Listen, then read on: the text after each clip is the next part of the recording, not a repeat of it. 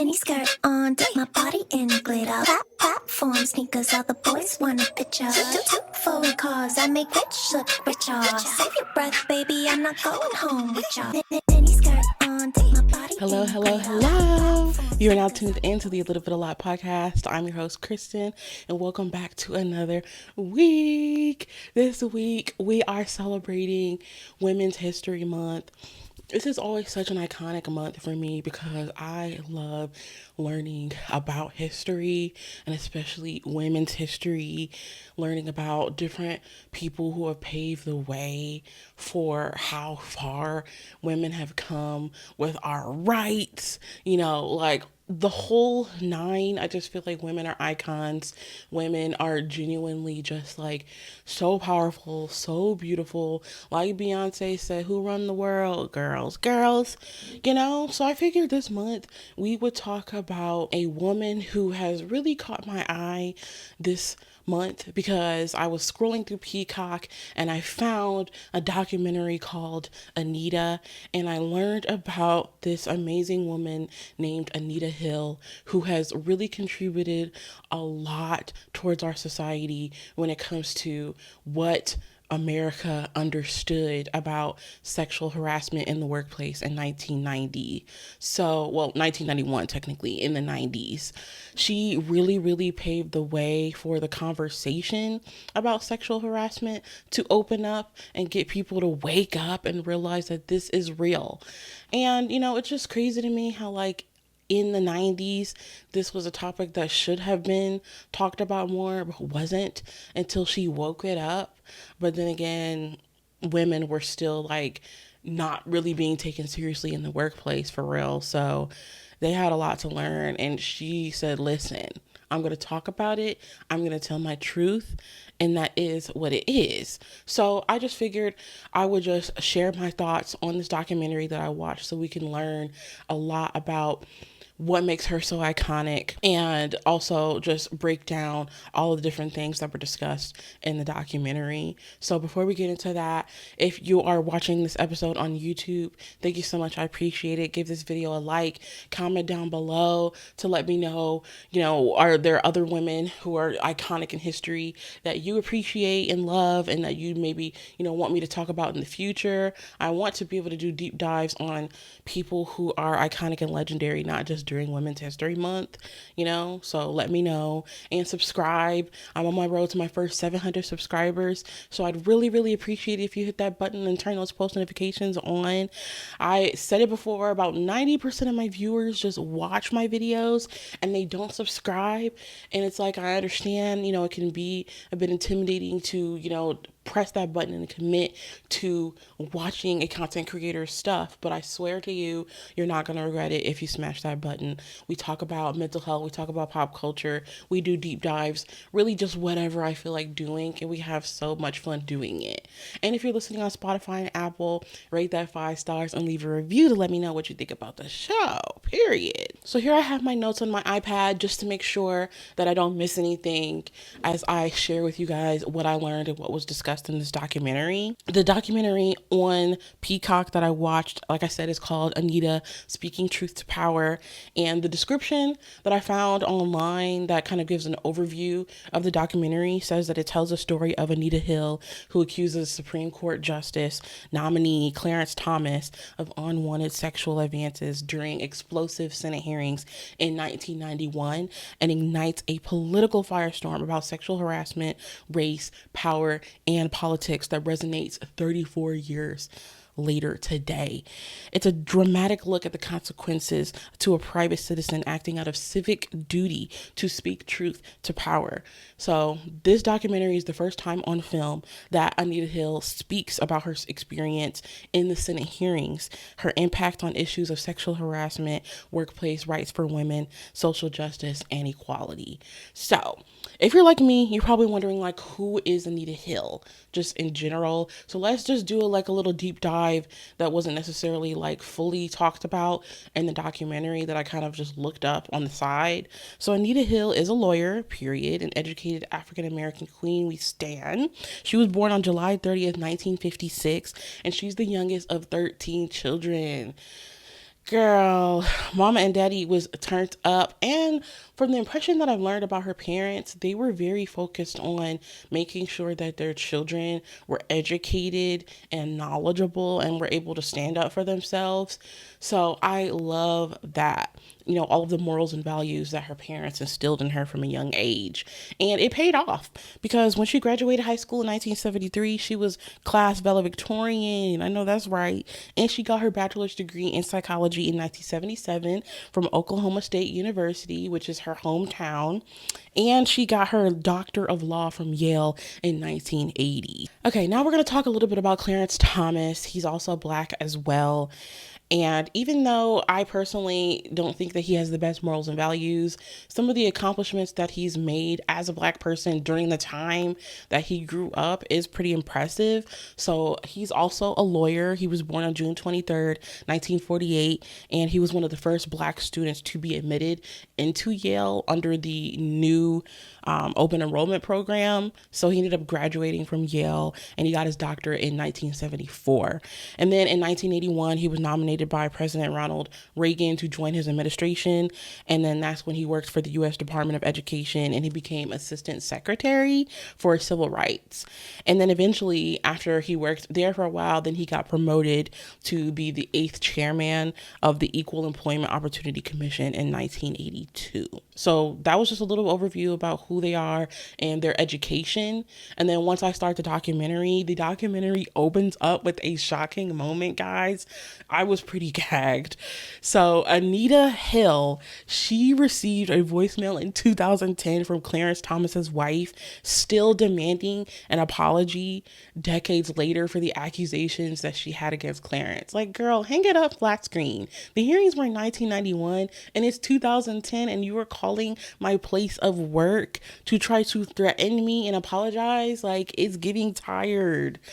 So the documentary just basically opens up with that, and then it proceeds to tell us about how, Clarence was nominated for Supreme Court in 1991. And if you don't know, like, having a seat in the Supreme Court is a pretty big deal because the people in the Supreme Court, like, have a lot of say so on a lot of decisions that are made that affect all Americans. And this is a lifetime position. So the only time that a seat is open in the Supreme Court is if a person passes away or if they retire. So Thurgood Marshall, I believe, which was like the first Black person to be in the Supreme Court, he retired, and that meant that they had a seat that was open. So the president at the time, Ronald Reagan, can nominate somebody to fill that position, and he chose Clarence Thomas because he was like, okay, period. This is another Black guy that I believe is going to fulfill this role. He's done good work under the Employment Opportunity Commission. He did good work when I assigned him to be the Assistant Secretary for Civil Rights. So we need to give him a seat on the Supreme Court. So once they have a seat on the Supreme Court, nomination, that's when the Judiciary Committee, which was, I believe, headed by Joe Biden. I'm not sure if he was the head or not. I think he was. Either way, Joe Biden, one of our previous presidents, was on this committee. And then the committee has to basically do an investigation and just, do a background check on this person because, again, a seat in the Supreme Court is a big, serious, job position. They want to make sure that they're vetting out this person to make sure that, they're going to do what they need to do in the best interest of all Americans and that they're not problematic. So as they're doing their research, they're reaching out to people that Clarence Thomas has either worked with, friends, family, to try to just vet out, what other people's experiences are that have had interactions with him. So once Anita hears that he's nominated for the Supreme Court seat, she's like, oh, right. I have a feeling that these people are going to call me up. And she really didn't want anything to do with it because, her past with Clarence Thomas was just not the best, obviously. And she kind of just wanted to leave it in the past and move on and just continue to keep working and focusing on doing what she loves. So I guess that's when eventually she got the call and they were just like, hey girl, we need you to tell us about your experience working with Clarence Thomas. And she was like, okay, well, I guess I'm, it is my civic duty. as an American, to report the behavior that he showed towards me. I don't really want to. So at first it was kind of a back and forth. They were like, please tell us. And she's like, no, okay. And then she finally gave in and ended up writing like an 80-page like letter, I guess, letting them know what was going on, well, what happened with her experience with him.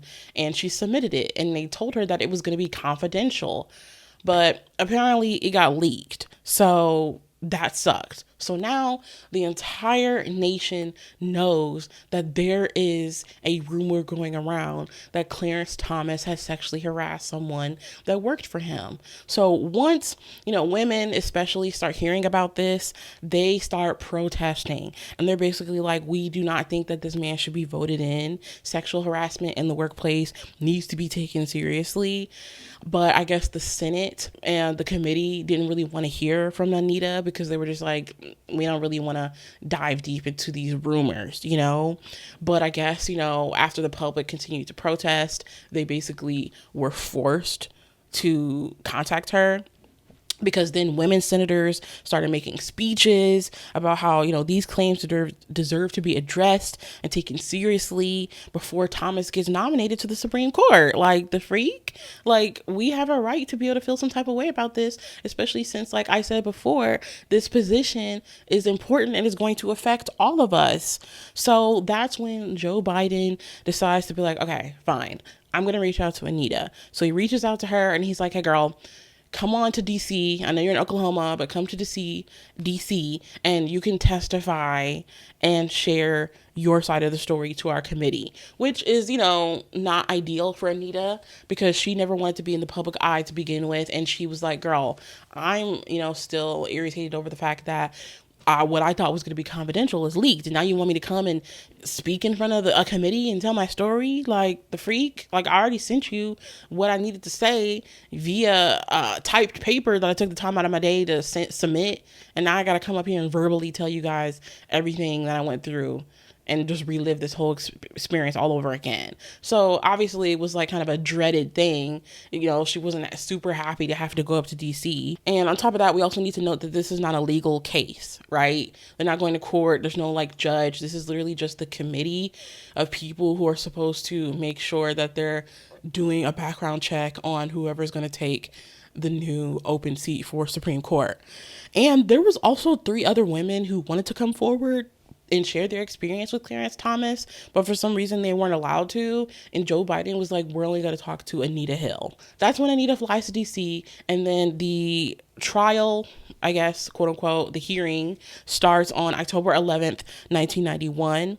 And that's when supporters of Clarence Thomas showed up and showed out, babe. I feel like watching some of the footage, it basically just felt like it was Anita versus everybody. It seemed like it was just such a lonely experience. And plus, to make it worse, like the board that was interviewing her was all white men, including Joe Biden.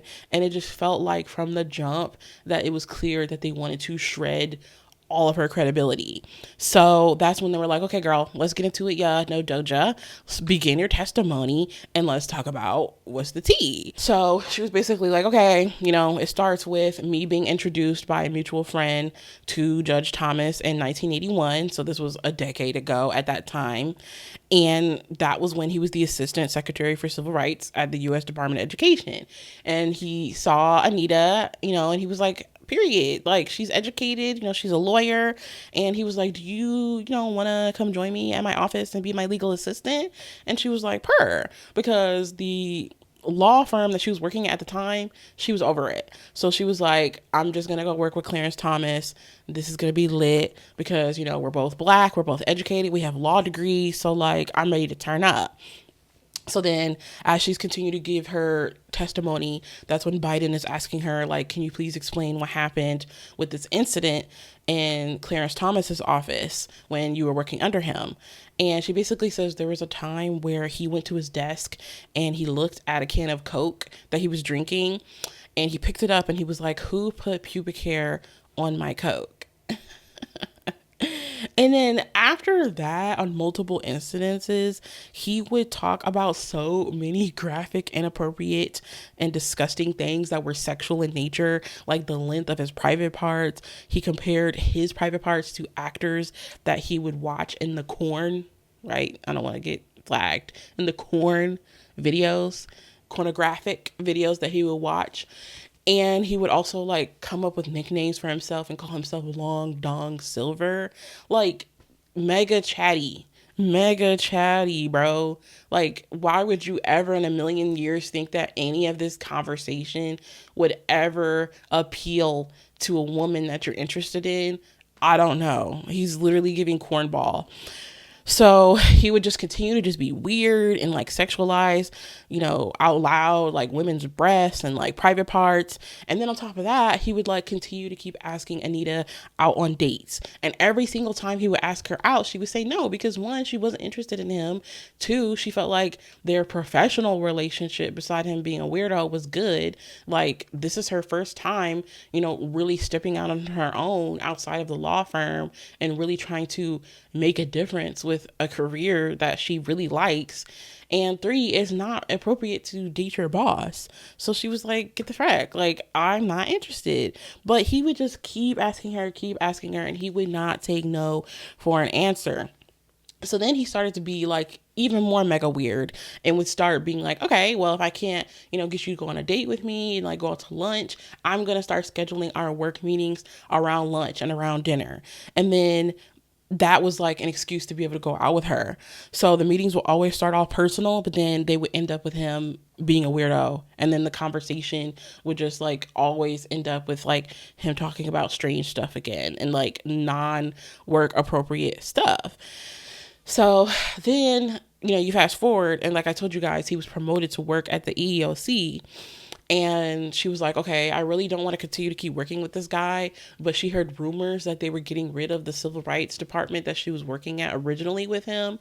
So she felt like if she didn't follow him to his new position and work in the new office with him, that she would lose her job. And it's like, at the end of the day, like, I've come so far. I don't want to give up my position when it comes to my work. So I'm just going to have to thug it out, keep quiet, and just continue to keep standing on 10 if he keeps harassing me and denying him, and just try my best to just focus on my work. So she followed him to the new EEOC office. And after a while, once they transferred, like, he stopped messing with her. So she's like, like, the harassment is done. I could just focus on my job. Everything's going to be Gucci. But then, of course, after a couple months, he started being weird again. And then on top of that, she heard inklings of other women in the office also complaining about him harassing them as well. So that just really sucked. It just seemed like it was a really, really sucky experience. And then eventually she also had to go on a work trip with him from DC to Oklahoma, like I said, where she's from. And she was like dreading that, but she went because they felt like she should go with him since that's where she's from. And while they were there, they ran into a professor, and he was saying that he needed somebody to fill a position to teach at the university. And Thomas was like, okay, well, Anita, like, she's a lawyer, like, she would be perfect for the job. So she was like, okay, great. This is amazing. I get to leave DC. I don't have to be around Clarence anymore. And I get to be closer to my family again and do, good work and be able to teach like the next generation of, icons, essentially. So she was like, period. And then that's when he was like, okay, well, since you're about to leave and like you're not working under me anymore, going forward, do you want to go on a date with me again? Like, please, like, I'm gonna keep trying one last time. And she was basically just like, girl, no, like, I do not want to go on a date with you one final time. Get the freak. And that's when he basically was just like, okay, well, before you go, I just want to let you know that if you tell anyone about my behavior during the time that you worked under me, like, my career would be over. And she was like, oh, right. And it was never an apology, she said. Like, he never actually apologized. He's basically just like, keep it shut or I'm done energy. So that was really awkward. But she was like, child, I'm just happy to be able to like get away from this man for real. So, and plus on top of that, like she was scared, like this type of intimidation from being sexually harassed from somebody who is your superior is such a hard position to be in. A lot of people are always being like, well, why did you say anything? And it's like, well, because like there is a power imbalance here. Like, I don't want my career to be at stake if I say something and this person is my literal boss. You know what I mean? Like, I'm trying to work until I retire and build my career up to be something great. And the person that is in charge of that is harassing me. So I feel like I need to just keep it cute and keep my mouth shut, especially after he basically gave her that threat to not say anything. So she was like, I'm out of here. Thanks for the recommendation. I'm going to just keep it pushing. And, on top of that, being a woman in the workplace during that time is hard. On top of that, being a Black woman in the workplace is hard. She did not want to have to struggle trying to like find new employment, and have her reputation affected. So she just kept it shut and went on to teach at the University of Oklahoma. So after that, I guess, we're still like in the middle of the trials, and she's explaining to Joe Biden and the committee like all of the inappropriate things that he said. And then the documentary basically cuts to commentary from this lady named Jill Abramson, and she's the author and executive editor of New York Times, and she gave her thoughts on the trial as well. And she expressed that she just felt like the committee of all white men looked foolish, honestly, and she felt as though they were more pressed about the embarrassing details of the sexual harassment and, tried to get Anita to repeat the details because the more absurd and made up they would seem like over time if you keep repeating them. So she was just like, that was ridiculous. And she just said that she truly believes that they were trying to trip Anita up because she feels like they felt like they couldn't believe that things like what she's alleging that Clarence said, would or could be said. And she was just like, I just feel like, period, they were trying to humiliate Anita. But at the end of the day, it's still like iconic. She said that she was able to remain so calm and poised. And that is one thing that, I want to know, like watching the footage of these trials, like Anita really kept it pee during the entire thing. Like she did not let them see her sweat. There was at one point when they had been, basically interrogating her for several hours, and Joe Biden asks her if she wants to go to the restroom and take a break. And she's like, no. Like, the freak, I'm not trying to take a break. I want us to get this over with, sweetie. Let's keep going so I can get the fuck out of here. The freak. So she was eating them up. And I honestly feel like that was just another factor that was intimidating for the committee because they seemed to just want to see her squirm. And she was like, no. Like, I said what I said and I said when I said it, period. Then we continue, with the hearing, and that's when the committee is basically questioning Anita further. And they're like, why did you even come forward, with your testimony? And like, why are you here? Like, what's the tea on that? Like, are you doing this for attention? Do you want to be the face of a civil rights movement? I've got to determine what your motivation might be. Are you a scorned woman? Do you have a militant attitude relative to the area of civil rights? Do you have a martyr complex? No, I don't.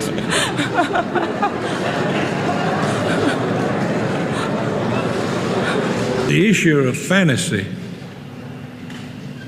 has arisen. And she was like, no, freaking no. Like, even if I wanted the attention, which I don't, because I don't like being in the public eye, I wouldn't lie to get said attention. And then on top of that, it's like just so confusing because it's like, you called me. You called me. I was supposed to be submitting this information confidentially. And somebody in your committee allegedly leak this information. So it's just so insane to me that they could sit there and look her in the eyes and ask her basically, is she doing this for clout, when y'all got her on a flight to come to a different state and share her story? Like, I would not choose to be here, the freak. And then on top of that, they also were like trying to go to the ends of the earth to like dig up any dirt they could on Anita. But of course they couldn't find any. Like, they allegedly were trying to question her law students. Like, it was seriously just a mess. She even took a polygraph test and passed. So at that point, he's like, what more do you want from me? Like, where's the Tyrese? Like, what? Like, I'm confused at this point. What else do you want from her? She passed the test. She's gave written and verbal statements. I don't see what else other proof you need to see to that I'm telling the truth, I guess, but whatever. And overall, at this point during the documentary, I'm just like, this just really sucks to me because, Anita was just kind of expressing that she like really liked the work that she was doing when she worked under, Clarence Thomas. Like, she liked the chance to be able to work on issues, she said, whether there were age discrimination cases, race and gender discrimination cases in the employment arena. And she also says a quote that I really found was profound to me, where she basically said that people don't understand that harassment isn't really about the sex. It's about power and control and abusing it.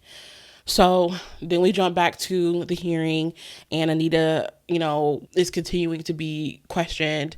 And in the documentary, she was basically just saying that she feels like the questions that the committee were asking her were not well informed on one hand, and on the other, she felt like they were really hostile. But there is one singular good thing that happened for Anita during this hearing, and it was that she was allowed to have 4 witnesses of her own to testify, and one of them was a judge named Susan Hochner, I believe is how you say it. And Susan was her law school friend, and she testified and says that she remembers Anita telling her a quote that Clarence said to her, which was, if you had a witness or witnesses, you'd have a perfect case against me. So even the 4 other people who were on Anita's side had multiple statements in like receipts, facts, timeline, showing like that, yes, I remember, 10 years ago, she told me about when he did this. She told me she was feeling uncomfortable that he was doing this, and this. So in the end, after they listened to Anita's statement, after they listened to, the statements given by her 4 witnesses, then the testimony ended up being 9 hours for Anita. And then that same night at 9 p.m., it was time for Clarence to give his statement and share his rebuttal testimony, I guess. And he opens his statement and he is immediately denying all of the allegations. He says that this is unnecessary, this is a circus, this is a national disgrace. And he says from his standpoint, as a Black American, it's, quote, a high-tech lynching for uppity Blacks. A high-tech lynching for uppity Blacks? Girl, what? Right. Comparing Anita telling her truth and then them doing a investigation, as they should, on those claims to being a lynching is crazy work. Like, absolutely diabolical work. So that's what basically happens that night on the first day of the trial. He's just like, deny. Then the next day, the hearing continues, October 11, 1991. The committee basically switches up. And instead of it being, really about like what Anita has to say and trying to look into the supporting evidence that she has, they basically just focus their, energy on Clarence at this point. And they just, once again, are just seeming very pro Clarence. And they make everything about race, which doesn't make sense in my opinion, because Anita is also Black, right? But Clarence played the race card, like that's just the tea, in my opinion. Like, he played the race card, and it's giving like, I feel like the energy that he gave was giving like, y'all are just trying to keep a Black man down. So is this because I'm Black? You don't want to give me the seat for the Supreme Court because I'm blackety? And it's like, girl, no. That's not the tea. We are trying to question your seat for the mother freaking Supreme Court because you're out here sexually harassing women. It's not because you're Black.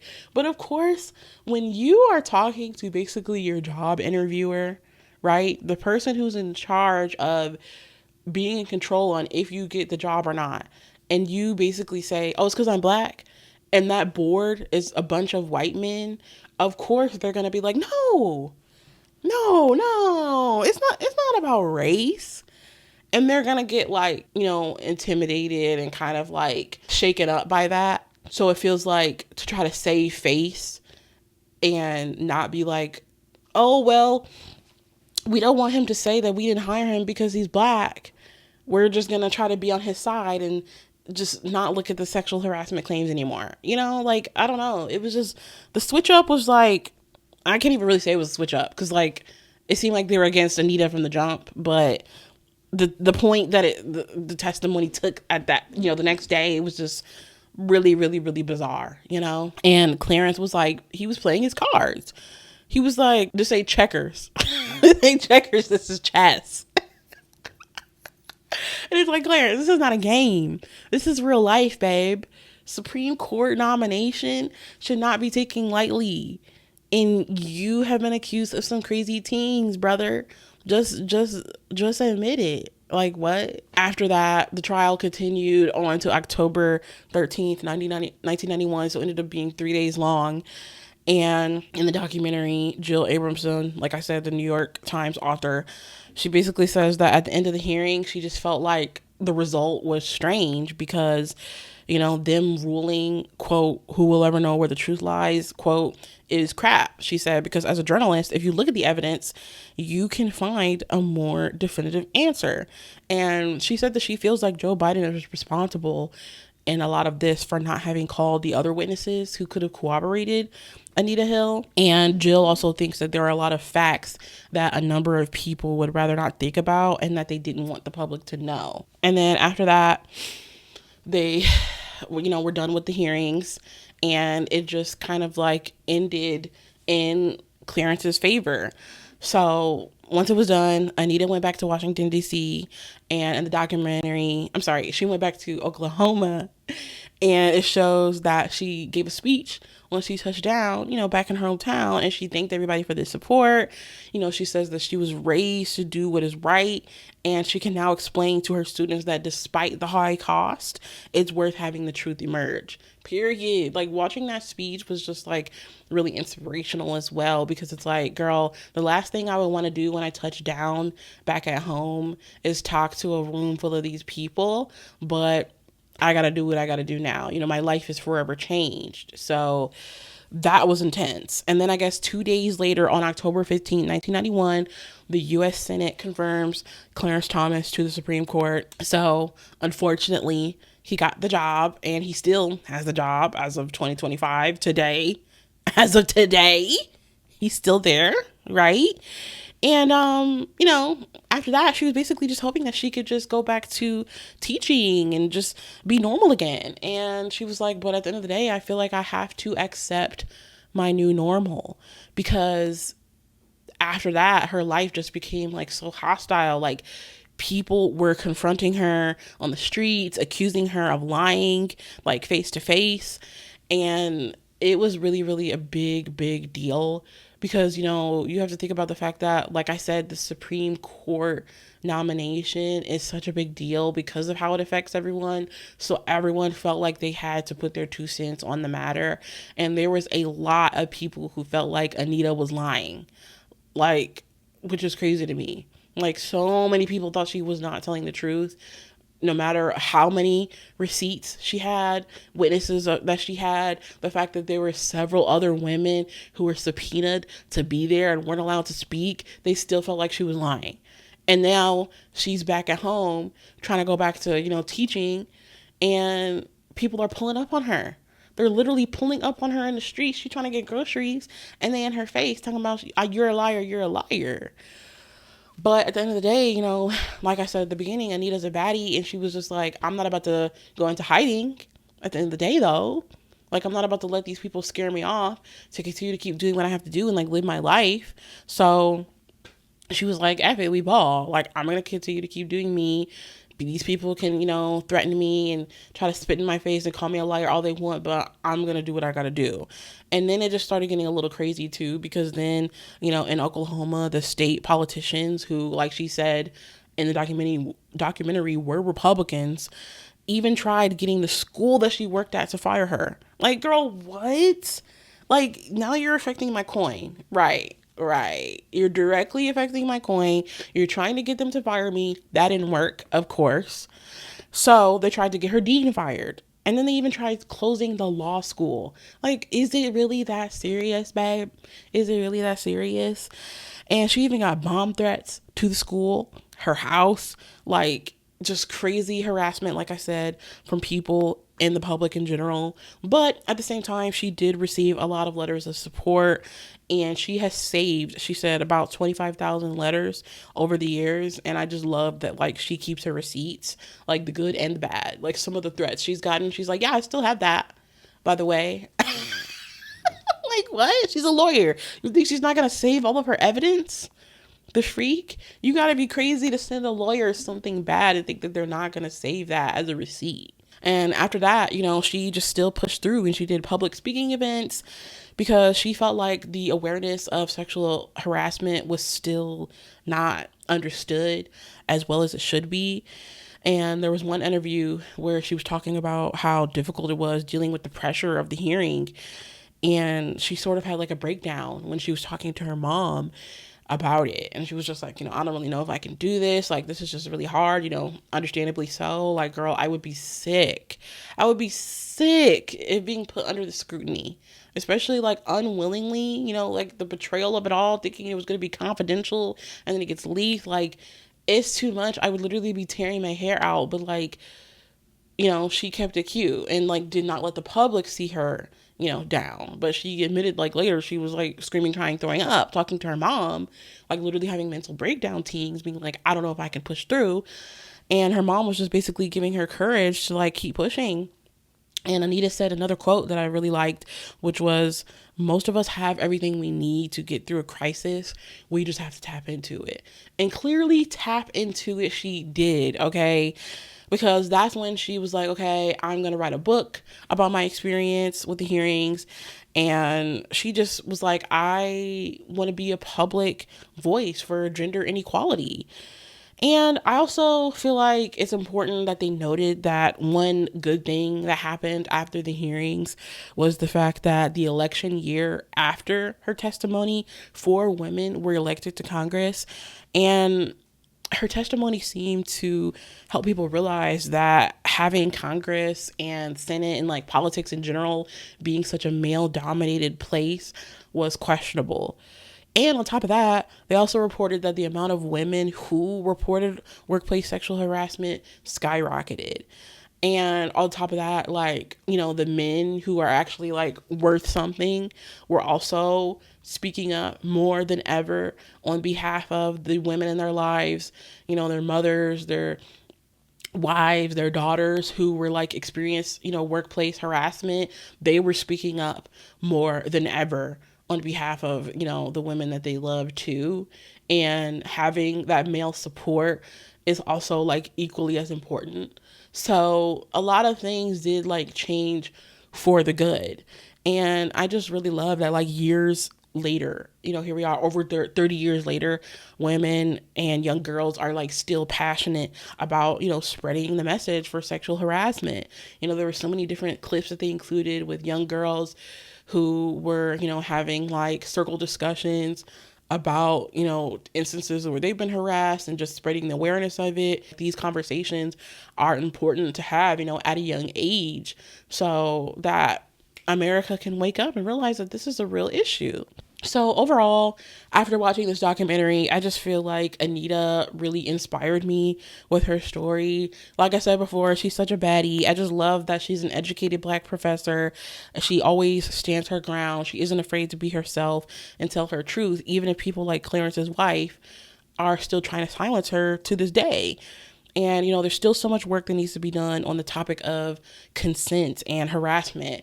And I'm sad that she had to have such a negative experience when she was just trying to get her feet wet in the corporate world as a young lawyer at the time. But her story did start, like I said, an important conversation that needed to be had in America.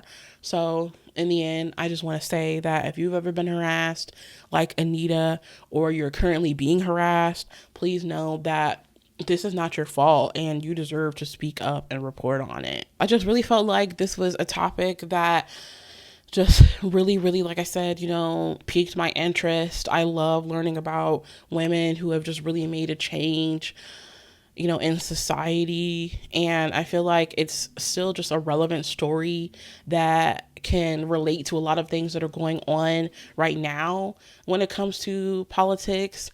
And like what the current administration that's in charge of leading America right now is trying to do with its restriction on what women can and can't do with their bodies, and like taking away rights of like the LGBTQ, Q community.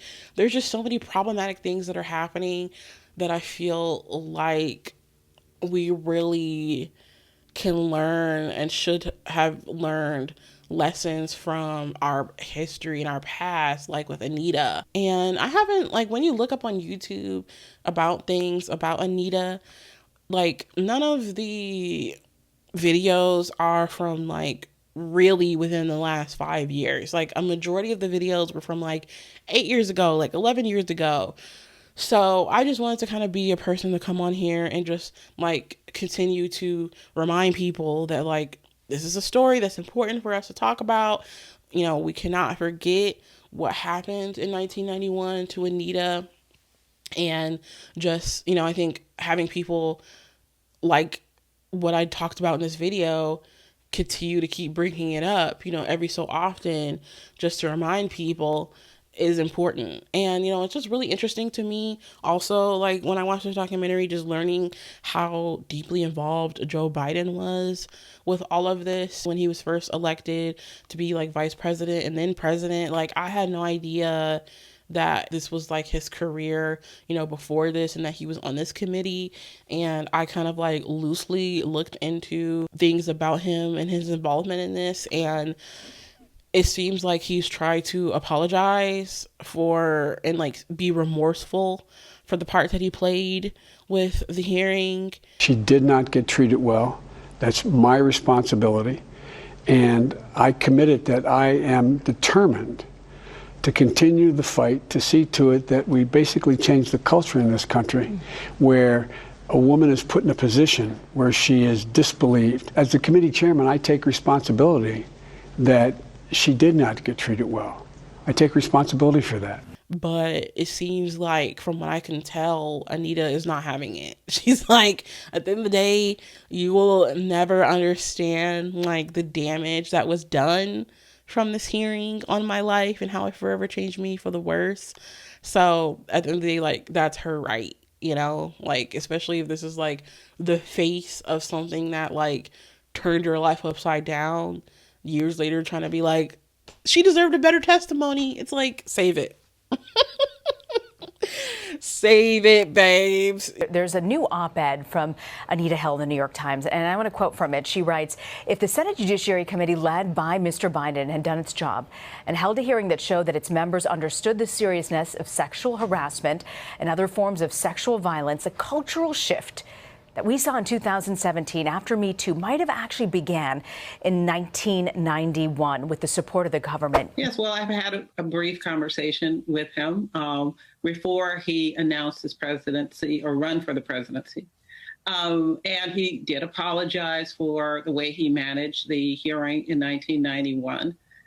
What I need to hear now, and I think what the American public needs to hear, given his role in 91, even given his role with the Violence Against Women Act and the efforts on college campuses to stop sexual assault, all of those put him in the position to be a leader for change, to be a leader that acknowledges the enormity of this problem. And I map that out in Believing, the enormity of it, and the pervasiveness of it throughout our institutions. Given the reality of today, it's no longer acceptable just to apologize for the past. What we need to be doing is looking to the future and acknowledging the problem and putting together an agenda to eliminate it. Like, I'm not trying to give my opinions, and my personal thoughts on Joe Biden, other than just being like what he did in the hand that he had in this specific situation is kind of effed up, right? OMG. That's the story about Anita Hill. She's an icon. I haven't really seen, like I said, too many things of her, like, speaking recently. Maybe she's kind of just, like, especially kind of just ducked off a little bit more these days. Like, now that she's, like, even older, you know, again, like, it has been over 30 years since this happened. So I just hope that she is just living her best life peacefully right now. We love you, Anita. We stand by you. And my personal opinion, I believe Anita. Why would she make up such crazy, insane things, humiliating things for no reason? Like, why would she do that? You know, especially with, like, her being a lawyer. And I just feel like the committee, like, also didn't take that into account. Like, do you know what you're talking to? It's quiet, ain't no back talk. Word to Nicki Minaj. Like, you asked a lawyer to come up in here and you talking to me crazy like I don't know what I'm talking about. Like, I would have a reason to lie. Like, the freak? No. Like, I think she even said in the hearing that life would be easier if she didn't have to go through this, of course. So, yeah, child, I could talk about this and just go in circles about, like, so many different things and, like, why this, and that, and the other that was said was wrong and why Anita deserved better. But we know where the tea is at the end of the day, okay? We're rocking with Anita because Anita's rocking with us, period. If you guys want to check out that documentary, like I said, I watched it on Peacock. I'm not sure if it's available on anything else, but I would highly, highly recommend. They also did a movie with Kerry Washington, starring as Anita Hill, talking about the hearings. I still need to watch that, so I'm going to get into that this week. I'm not sure what that's streaming on, but you can look it up. So thank you so much for hanging with me, guys. Like I said at the beginning, if you're watching this episode on YouTube, like, comment down below, and subscribe. Rate that 5 stars and leave a review on Spotify and Apple. And with that, I'll see you guys next week. Bye. Foreign cars, I make rich look richer. Save your breath, baby, I'm not going home with y'all.